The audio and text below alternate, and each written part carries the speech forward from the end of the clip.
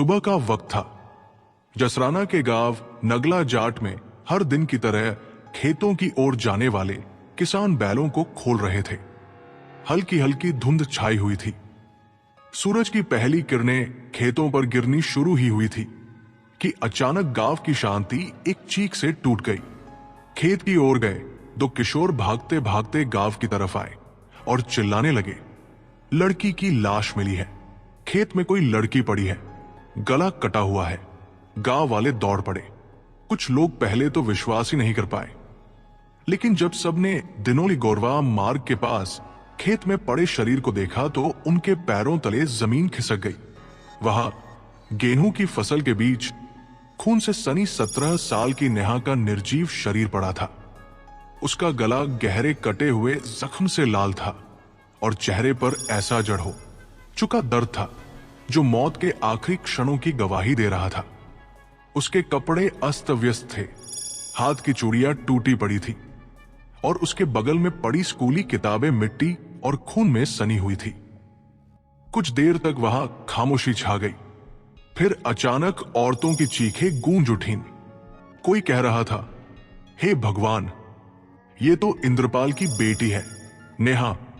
किसी ने भागकर गांव में खबर दी। कुछ ही मिनटों में परिजन वहां पहुंच गए। नेहा की मां जैसे ही अपनी बेटी के शव पर गिरी, पूरा माहौल रुदन से भर गया। उसकी चीखें सुनकर हर किसी का कलेजा कांप उठा। पिता इंद्रपाल स्तब्ध खड़े थे, जैसे शरीर का सारा खून सूख गया हो। उनके चेहरे पर दर्द तो था, लेकिन आंखों से आंसू नहीं निकल रहे थे, बस होंठ बुदबुदा रहे थे। कौन है जिसने मेरी बच्ची को मारा? क्यों? गांव की औरतें उन्हें संभालने लगी, लेकिन माहौल इतना भारी था कि हर किसी के दिल में डर और गुस्सा दोनों एक साथ उभर रहे थे। तभी किसी ने पुलिस को सूचना दी। कुछ ही देर में स्थानीय थाना पुलिस मौके पर पहुंची। सिपाही पहले भीड़ को हटाने की कोशिश करने लगे, लेकिन ग्रामीणों की आंखों में आक्रोश था। सब एक सुर में कह रहे थे, हत्यारे को ढूंढो, नहीं तो हम खुद देख लेंगे। इंस्पेक्टर ने शव को घेरकर निरीक्षण शुरू किया। खून सूख चुका था, लेकिन गले की कटाई ताजा थी।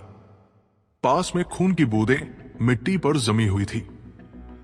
यह साफ था कि हत्या इसी जगह हुई है या फिर शव लाकर यहां फेंका गया है। पुलिस ने किताबों को उठाकर देखा। नेहा की कॉपियों पर उसका नाम साफ लिखा हुआ था। किताबों के बीच से एक टूटा हुआ मोबाइल फोन भी मिला। स्क्रीन पूरी तरह चकनाचूर थी। थोड़ी देर बाद एसपी ग्रामीण और सीओ जसराना भी पहुंच गए।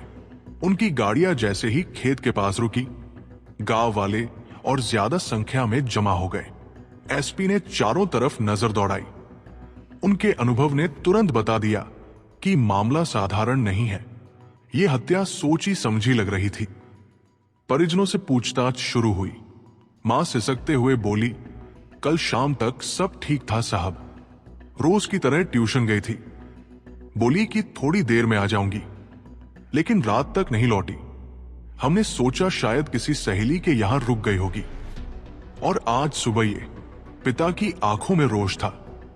उन्होंने दांत पीसते हुए कहा, साहब, ये कोई मामूली बात नहीं है। मेरी बेटी सीधी सादी थी, पढ़ाई में अच्छी थी। दुश्मन तो कोई नहीं था, लेकिन गांव में कुछ लड़के उसे रास्ते में परेशान किया करते थे। हमने कई बार समझाया, लेकिन उनकी आवाज भर्रा गई और शब्द अधूरे रह गए। पुलिस ने गांव वालों से भी सवाल किए। कुछ लोग कहने लगे कि कल रात देर तक दिनोली मार्ग पर मोटरसाइकिल की आवाजें आ रही थी। किसी ने देखा कि खेतों की ओर दो परछाइयां गई थी, लेकिन अंधेरा और दूरी इतनी थी कि चेहरों की पहचान नहीं हो पाई। एसपी ने फॉरेंसिक टीम को बुलाया। खेत को घेरा गया। मिट्टी, खून और कपड़ों के नमूने लिए गए। पास ही गेहूं की बालियों पर खून के छींटे मिले, जिससे साफ हुआ कि संघर्ष यही हुआ था। कुछ गहरी पच्चेम भी थे, जैसे कोई भागा हो। गांव में दहशत फैल गई। लोग आपस में कानाफूसी करने लगे।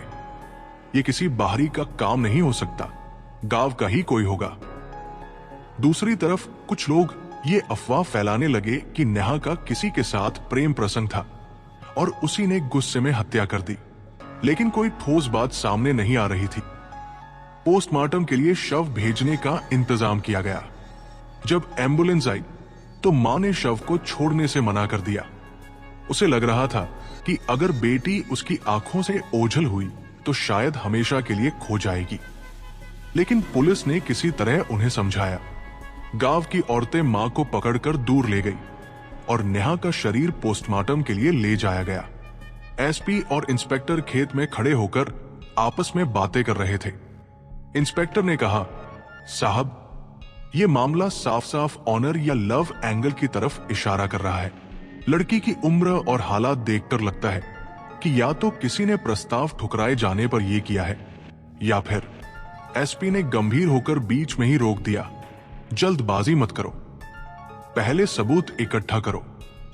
लड़की के मोबाइल की कॉल हिस्ट्री निकलवाओ और गांव के उन लड़कों की लिस्ट बनाओ जिनके बारे में पिता ने जिक्र किया है।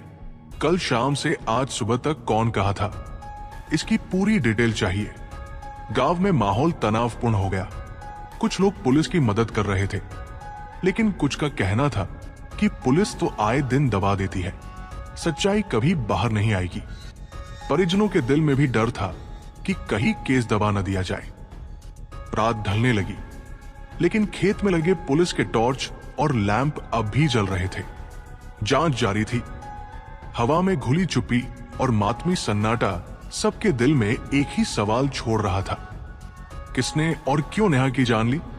जैसे जैसे अंधेरा गहराता गया, वैसे वैसे केस और पेचीदा लगने लगा।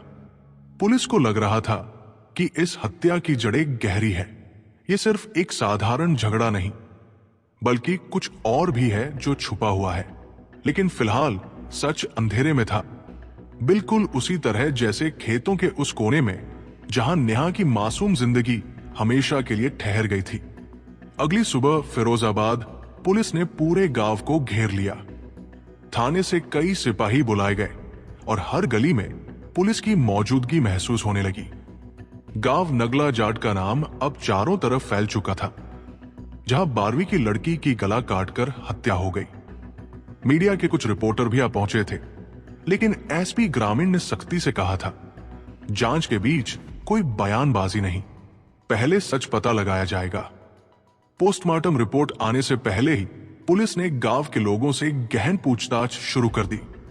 सबसे पहले परिजनों से सवाल किए गए। नेहा की मां अब भी बार बार यही कहती रही, मेरी बेटी किसी से झगड़ा नहीं करती थी, वो तो बस पढ़ाई करती थी। सुबह उठकर स्कूल, फिर ट्यूशन, शाम को किताबें, उसकी जिंदगी में और कुछ था ही नहीं। लेकिन पिता इंद्रपाल की बातों से पुलिस को नई दिशा मिली। उन्होंने कहा, साहब, 2-3 लड़के अक्सर मेरी बेटी को परेशान किया करते थे। खेत की पगडंडी पर जब भी नेहा अकेली जाती, पीछे पीछे मोटरसाइकिल लेकर घूमते। हमने कई बार डांटा भी, लेकिन गांव में हर कोई अपने अपने बच्चों का बचाव करने लगता है। एसपी ने तुरंत नाम पूछे। इंद्रपाल ने झिझकते हुए 2 लड़कों के नाम बताए, रविकांत और पप्पू। दोनों गांव के ही रहने वाले थे और पहले भी छेड़खानी जैसी हरकतों में पकड़े जा चुके थे। इंस्पेक्टर ने सिपाहियों को इशारा किया, दोनों को पकड़ कर लाओ। गांव वाले ये सब देख रहे थे। कुछ ने कहा, हां, यही लड़के हैं, हर वक्त बाइक पर घुमा करते थे। लेकिन कुछ बुजुर्ग बीच बचाव करने लगे, बच्चे हैं, गलती हो जाती है, सीधे सीधे हत्यारा मत ठहराओ। इसी बीच पोस्टमार्टम की रिपोर्ट थाने पहुंची। उसमें लिखा था कि नेहा की मौत रात 8 बजे से 10 बजे के बीच हुई। गले पर धारदार हथियार से वार किया गया था। शरीर पर संघर्ष के निशान थे, हथेली पर खरोंचे और हाथों की उंगलियों पर मिट्टी जमी हुई थी। इसका मतलब साफ था कि उसने पूरी ताकत से बचने की कोशिश की थी। डॉक्टर ने यह भी बताया कि हत्या से पहले उसके साथ किसी तरह की जबरदस्ती के प्रमाण नहीं मिले। यह सुनकर परिवार की आंखों से आंसू बह निकले, लेकिन पुलिस का शक और गहरा गया। यह हत्या सीधी दुश्मनी या गुस्से में की गई है। पुलिस ने रविकांत और पप्पू को पकड़ लिया। थाने में घंटों पूछताछ हुई। रविकांत ने पहले तो कहा, मैंने कुछ नहीं किया, उस रात मैं अपने चाचा के घर था। लेकिन जब सीओ ने उसके मोबाइल की लोकेशन निकलवाई तो पता चला कि वो रात 8 बजे तक गांव के पास ही था। उसकी बाइक के टायरों के निशान खेत के रास्ते पर मिले पच्चीनों से मेल खाते थे। पप्पू ने भी बचने की कोशिश की, लेकिन पूछताछ के दौरान वो पसीना पसीना हो गया। उसने कहा, हम लोग बस खेत की तरफ घूमने गए थे, हमसे कोई गलती नहीं हुई। लेकिन पुलिस को शक था कि दोनों में से कोई न कोई इस वारदात में शामिल है। इस बीच नेहा का टूटा हुआ मोबाइल थाने भेजा गया। फॉरेंसिक टीम ने मेमोरी कार्ड से डेटा निकालने की कोशिश की। कॉल डिटेल में पता चला कि हत्या से 1 घंटे पहले नेहा के नंबर पर एक अज्ञात सिम से कॉल आई थी।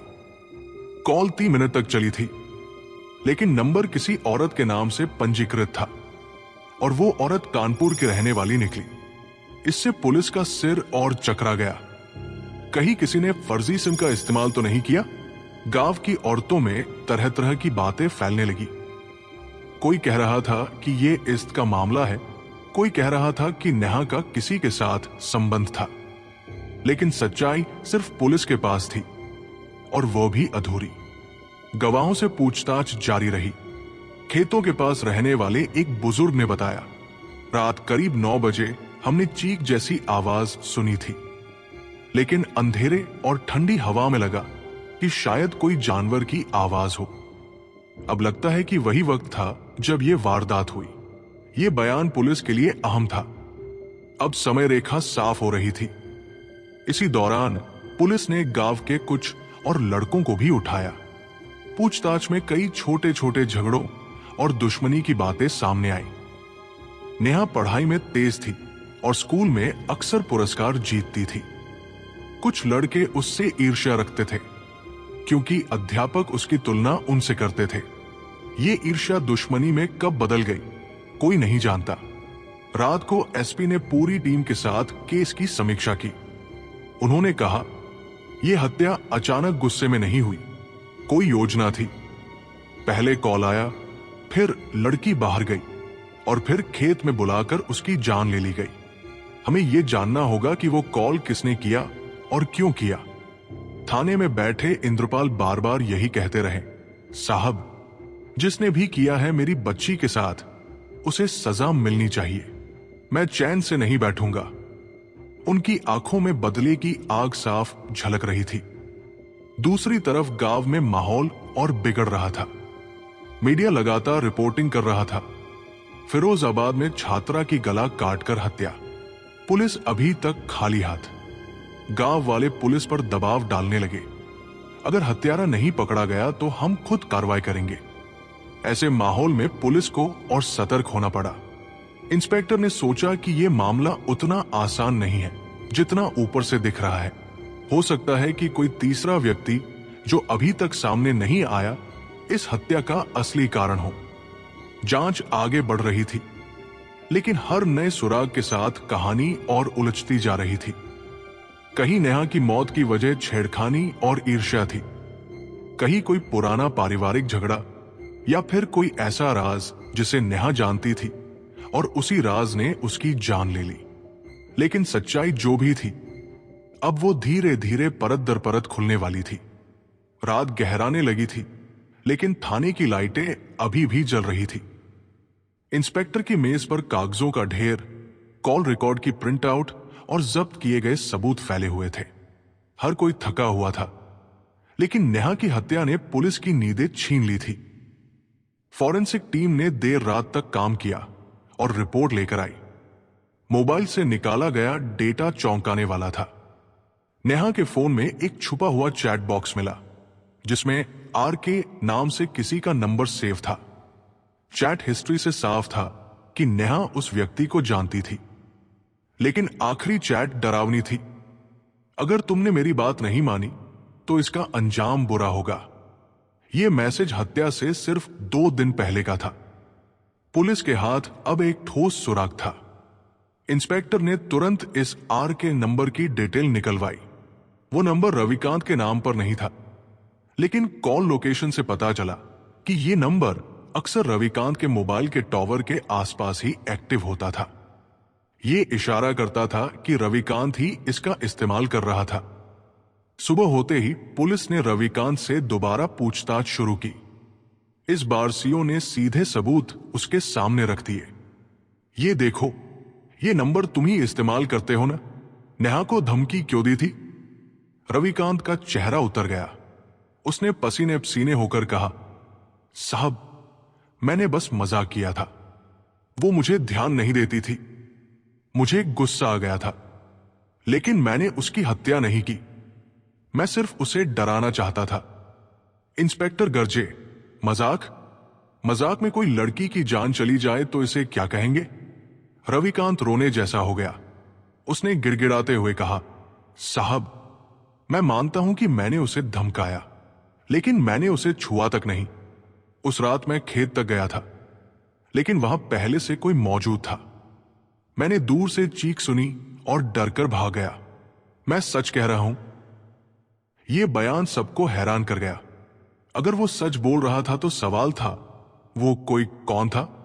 पुलिस ने सोचा शायद ये कहानी घुमा फिराकर अपनी जान बचाने की चाल हो, लेकिन तभी एक और गवाह सामने आया। गांव का चरवाहा रामू बोला, साहब, उस रात मैंने खेत की पगडंडी पर 3 परछाइयां देखी थी। एक लड़की और 2 लड़के। मुझे लगा आपस में झगड़ रहे होंगे। डर के मारे मैं आगे नहीं गया, लेकिन थोड़ी देर बाद चीख सुनाई दी। 3 परछाइयां? मतलब मामला सिर्फ रविकांत और नेहा का नहीं था, यहां कोई तीसरा भी था। इसी बीच पोस्टमार्टम रिपोर्ट का दूसरा हिस्सा आया। उसमें लिखा था कि गले पर धारदार हथियार का वार एकदम प्रोफेशनल ढंग से किया गया था, जैसे किसी को पता हो कि कहां वार करने से इंसान तुरंत खत्म हो जाएगा। यह पढ़कर एसपी का माथा सिकुड़ गया। एक गांव का लड़का इतनी सफाई से वार नहीं कर सकता। कहीं यह किसी बड़े षड्यंत्र का हिस्सा तो नहीं? पुलिस ने रविकांत और पप्पू दोनों को हिरासत में रखकर आगे की पड़ताल शुरू की, लेकिन इंद्रपाल, नेहा के पिता, बार बार थाने आकर दबाव डाल रहे थे। साहब, मुझे नाम चाहिए। जिसने मेरी बेटी को मारा है उसका नाम बताओ। मैं तब तक चैन से नहीं बैठूंगा। गांव में अफवाहें और फैलने लगी। कोई कह रहा था कि नेहा का किसी टीचर से संबंध था। कोई कह रहा था कि उसने किसी की करतूत देख ली थी और उसे चुप कराने के लिए मार दिया गया। पुलिस के लिए यह शोर सबसे बड़ी मुश्किल बन गया। इसी दौरान एक और चौंकाने वाला सुराग मिला। नेहा के स्कूल की सहेली ने बताया, नेहा पिछले कुछ दिनों से बहुत परेशान थी। वो कहती थी कि कोई उसका पीछा कर रहा है। उसने ये भी कहा था कि अगर उसके साथ कुछ हुआ तो उसके डायरी में सच लिखा है। डायरी? पुलिस ने तुरंत घर पर तलाशी ली। अलमारी के कोने से एक नीली कवर वाली डायरी मिली। उसके पन्ने खून से नहीं, लेकिन आंसुओं से भीगे लग रहे थे। उसमें लिखा था, मैं जानती हूं कि मुझे धमकियां दी जा रही है। मैं डरती हूं, लेकिन पापा को कुछ नहीं बता सकती। गांव में लोग बातें बनाएंगे। रवि मुझे तंग करता है, लेकिन मैं जानती हूं कि कोई और है जो मुझे देखता रहता है। उसकी आंखों में अजीब सा डर है। अगर मुझे कुछ हुआ तो समझ लेना कि मुझे जान से मार दिया गया। ये पन्ने पढ़कर पुलिस सख्ते में आ गई। अब शक की दिशा बदल चुकी थी। नेहा सिर्फ रविकांत से ही नहीं, किसी और से भी डरती थी। अब सवाल था, वो कोई और कौन था? पुलिस ने गांव के हर उस आदमी की लिस्ट बनाई जो उस वक्त खेतों के आसपास था। उनमें एक नाम बार बार सामने आ रहा था, तेजपाल, गांव का दबंग और प्रधान का भतीजा। तेजपाल पहले भी कई बार झगड़ों में शामिल रहा था, लेकिन उसका रसूख इतना था कि कोई उसके खिलाफ बोलता नहीं था। एसपी ने तुरंत तेजपाल को बुलाने का आदेश दिया। जब सिपाही उसके घर पहुंचे तो वो गायब था। परिवार वालों ने कहा, वो तो सुबह से कहीं गया है। यह सुनकर पुलिस के कान खड़े हो गए। क्या तेजपाल ही वो तीसरा साया था? रात होते होते केस और उलझ गया। एक तरफ रविकांत की धमकियां और मोबाइल डेटा थे, दूसरी तरफ गवाह की 3 परछाइयों वाली गवाही और नेहा की डायरी का जिक्र। सच कहीं न कहीं इसी बीच छुपा था, लेकिन वो अभी भी पुलिस की पकड़ से बाहर था। उस रात एसपी ने पूरी टीम को आदेश दिया, कल सूरज उगने से पहले तेजपाल को ढूंढना है, चाहे वो कहीं भी हो। ये केस अब मोड़ लेने वाला है। और सचमुच अगली सुबह जब पुलिस ने तेजपाल को गिरफ्तार किया तो पूरे गांव की आंखें एक नए रहस्य की तरफ खुलने वाली थी। सुबह का वक्त था। गांव की गलियों में अफरातफरी मच गई जब यह खबर फैली कि पुलिस ने तेजपाल को पकड़ लिया है। प्रधान का भतीजा, गांव का दबंग, जो हमेशा सीना ठोक कर चलता था, अब हथकड़ी में जकड़ा हुआ था। लोग घरों से बाहर निकल आए। कुछ को यकीन नहीं हो रहा था, कुछ फुसफुसा रहे थे, हमने पहले ही कहा था, यही लड़का गड़बड़ में है। थाने लाकर तेजपाल से पूछताछ शुरू हुई। पहले तो वो अपनी दबंगई दिखाने लगा। तुम लोग जानते नहीं किससे पंगा ले रहे हो। मैं गांव का मालिक हूं, मेरे खिलाफ गवाही देने की हिम्मत किसी में नहीं। लेकिन जब सीओ ने उसकी बाइक की टायरों की तस्वीरें, खेत के पास मिले जूते के निशान और उसके मोबाइल की लोकेशन रिपोर्ट सामने रखी तो तेजपाल का चेहरा सफेद पड़ गया। उसने एक गहरी सांस ली और धीरे धीरे सच उगलना शुरू किया। हां, उस रात मैं खेत पर गया था, लेकिन मेरा इरादा नेहा को मारने का नहीं था। पूछताछ कक्ष में सन्नाटा छा गया। इंस्पेक्टर ने डपटते हुए कहा, तो क्या हुआ था? सच सच बता वरना तेरा खेल खत्म। तेजपाल ने कांपते हुए कहना शुरू किया। नेहा पढ़ाई में तेज थी, गांव के लड़कों से मेलजोल नहीं रखती थी। मुझे ये सब पसंद नहीं था। मुझे लगता था कि वो हमें नीचा दिखा रही है। कई बार मैंने उसे रोका, धमकाया भी, लेकिन वो हमेशा नजरअंदाज कर देती थी। उस रात मैं उसके पीछे पीछे खेत की तरफ गया। वहां पहले से रविकांत और पप्पू मौजूद थे। हम तीनों के बीच झगड़ा हुआ। नेहा हमें देख डर गई और भागने लगी। मैंने उसे रोकने के लिए पकड़ना चाहा, तभी वो चीखी। उसी धक्का मुक्की में मेरे हाथ में रखा हंसुआ उसके गले पर लग गया। उसकी आंखों से आंसू निकल पड़े। मैंने जानबूझकर नहीं मारा था साहब, वो हादसा था। लेकिन पुलिस को उसकी बात पर यकीन नहीं हुआ। पोस्टमार्टम रिपोर्ट साफ कहती थी कि वार बहुत सटीक और गहरा था। यह कोई हादसा नहीं था, बल्कि सोची समझी हत्या थी। इंस्पेक्टर ने गरज कर कहा, झूठ बोलना बंद कर। तूने पहले धमकी दी थी, डायरी में तेरा नाम दर्ज है, गवाह ने 3 परछाइयां देखी थी, और अब तू कह रहा है ये गलती से हुआ। ये सीधा सीधा कत्ल है। तेजपाल ने चुप्पी साध ली। इसी बीच रविकांत और पप्पू को तेजपाल के सामने लाया गया। रविकांत चिल्लाया, साहब, हमने तो बस लड़की को डराने की कोशिश की थी, मारने का प्लान इसका था। उसने तेजपाल की ओर इशारा किया। पप्पू ने भी हामी भर दी। तेजपाल ने ही कहा था कि नेहा को सबक सिखाना है।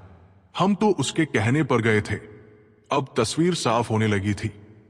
नेहा की मौत महज ईर्ष्या और दबंगई की वजह से हुई थी। तेजपाल उसे गांव के लड़कों पर हावी होते नहीं देख पा रहा था। उसने रविकांत और पप्पू को इस्तेमाल किया, और जब नेहा चीखी तो उसकी आवाज हमेशा के लिए बंद कर दी गई। जांच पूरी होने के बाद पुलिस ने प्रेस कॉन्फ्रेंस की। एसपी ने बताया, यह मामला महज छेड़खानी का नहीं था, यह ईर्ष्या और दबंगई का नतीजा था। 3 आरोपियों को गिरफ्तार कर लिया गया है। मुकदमा फास्ट ट्रैक कोर्ट में चलेगा ताकि पीड़ित परिवार को जल्द इंसाफ मिले। गांव में यह खबर आग की तरह फैल गई। लोग स्तब्ध थे। कोई सोच भी नहीं सकता था कि नेहा, जो हमेशा मुस्कुराकर सबको नमस्ते करती थी, उसकी जिंदगी इतनी बेरहमी से खत्म कर दी जाएगी। नेहा की मां चीख चीख कर यही कहती रही, मेरी बेटी तो बस पढ़ना चाहती थी, उसका क्या कसूर था। पिता इंद्रपाल की आंखों में आंसू नहीं थे, बल्कि आग थी। उन्होंने कहा, मुझे इंसाफ चाहिए, और जब तक ये दरिंदे फांसी पर नहीं लटकेंगे, मेरी रूह को सुकून नहीं मिलेगा। पूरा गांव चुपचाप सुन रहा था। हर किसी के मन में एक सवाल था, क्या वाकई नेहा का कसूर सिर्फ इतना था कि उसने अपनी पढ़ाई को चुना, अपने सपनों को चुना और दबंगई के आगे झुकने से मना कर दिया। और अब ये कहानी आप तक पहुंचती है। क्या आपको लगता है कि तेजपाल का हादसा वाला बयान सच हो सकता है, या ये पूरी तरह से सोची समझी साजिश थी? क्या रविकांत और पप्पू सिर्फ मोहरे थे, या उन्होंने भी इस वारदात में बराबर का हाथ बंटाया? और सबसे अहम सवाल, क्या आज के समाज में बेटियां अपने सपनों के साथ सुरक्षित हैं? आप अपनी राय नीचे कमेंट में जरूर लिखें। आपकी एक आवाज किसी और नेहा को बचा सकती है। जय हिंद।